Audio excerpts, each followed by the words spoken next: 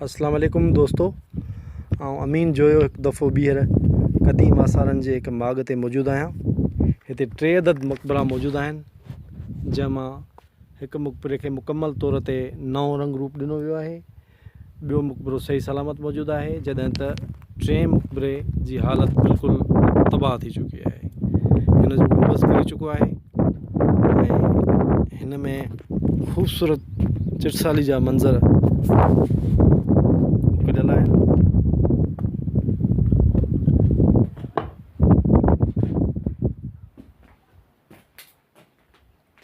हिते 4 मेहूं चुटियल आहिनि।